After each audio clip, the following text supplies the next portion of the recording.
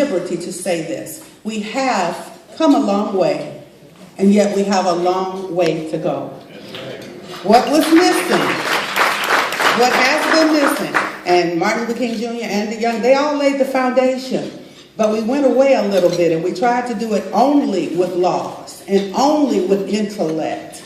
But we're not going to be able to do it without the power of God.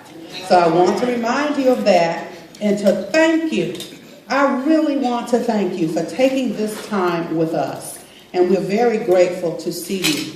I have asked Bernice to extend a very special invitation to you. She can come on in her own way, Elder, to be with her on Wednesday and us, members of the family. And I don't know what else she's going to say, but it'll be good, so listen out. Thank you. Elder Bernice King.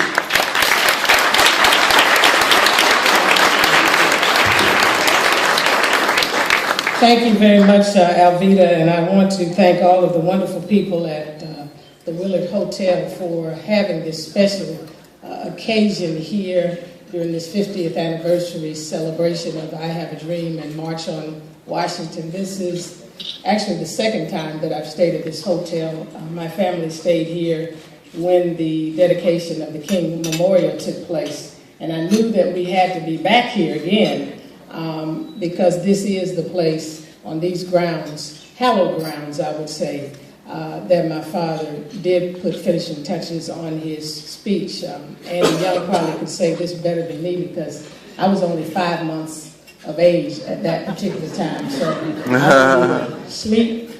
I definitely was asleep while he was working on the speech, but when he gave the speech, I was either asleep because I had just eaten lunch, or I was crawling around the floor somewhere, oblivious to everything that was going on, not knowing that I would be propelled into history as he spoke those famous words in his I Have a Dream speech about me and my 3 siblings. But I wanted to say especially that although there are individuals who have professed to be speechwriters for Martin Luther King Jr., I do have to kind of set the record straight just in conversations with my mother that he really didn't have a speechwriter. There were individuals who from time to time contributed to his thought patterns, may have added phrases here and there. But if you have watched or had read at least most of my father's writings, you got to think about the fact that in the letter from the Birmingham jail, he had not a single individual in there with him. That is perhaps to me his best writing because he had to come from everything within him that he knew, speaking to the hearts of those clergymen and making an appeal to them, but speaking to the broader audience of our world. One of the most famous quotes that we have today came from that, and that is, "Injustice anywhere is a threat to justice everywhere." And so we are honored to be here on today, and I'm honored to be here on behalf as well of the King Center in Atlanta, where I serve as the CEO. And we are devoted to educating and training individuals, and especially the next generation, in my father's principles and methodology of nonviolence. Our world desperately needs Dr. King's teachings today as we look at the climate of our society. And so this 50th anniversary could not have come at a more divine moment. In fact, I think what happened in the Trayvon Martin incident was a message to the world to go back and remember and reconnect and finish the unfinished work of Martin Luther King Jr. Hence, we have the name Trayvon Martin to remind us of Martin and that work and that dream. And so we're happy to be here in the nation's capital. And on Wednesday, if you remember 50 years ago, the city was shut down. There was a fear all across the city of violence perhaps breaking out.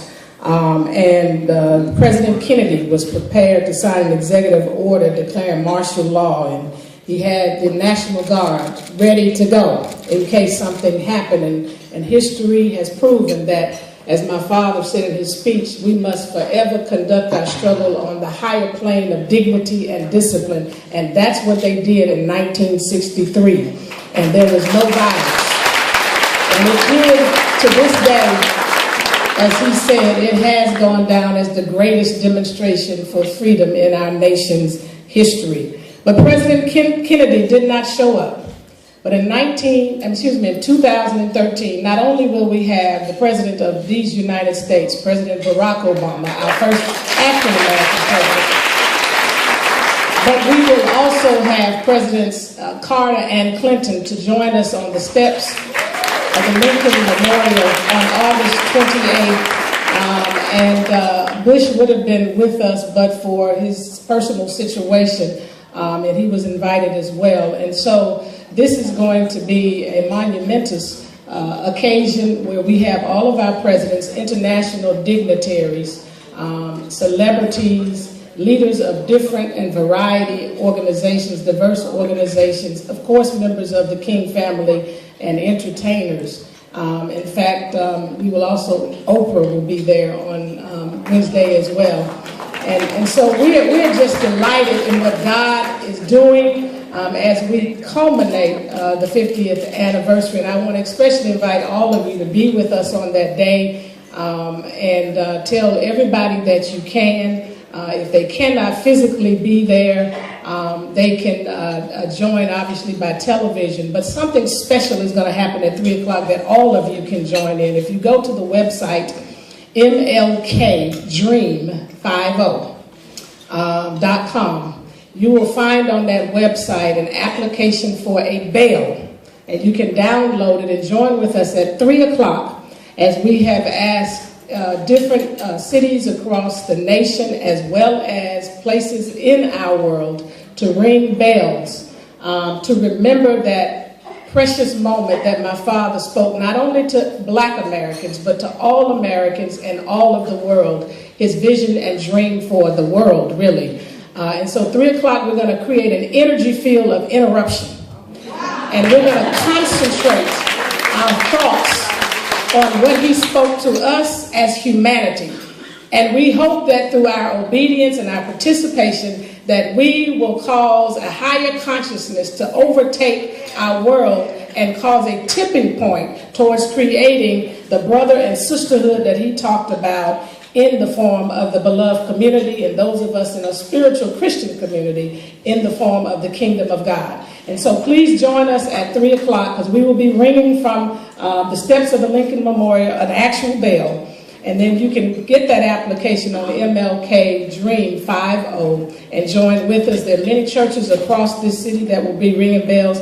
And we are doing it because he talked about let freedom ring from the prodigious hilltops of New Hampshire. And he went on to talk about Pennsylvania and California and yes, Stone Mountain of Georgia and Lookout Mountain of Tennessee and every hill and molehill of Mississippi. But every place he called out, there will be bells ringing. We have already been talking to all of those different places. And so we are very excited about what's going to happen on August 28th. And we ask that you please be a part of it. Do not miss this moment in the history of our world as we prepare this generation of time, especially the next generation, to continue the forward-moving progress. Because as my mother said, struggle is a never-ending process. Freedom is never really won. You earn it and win it in every generation. So let's win it in this generation. God bless you.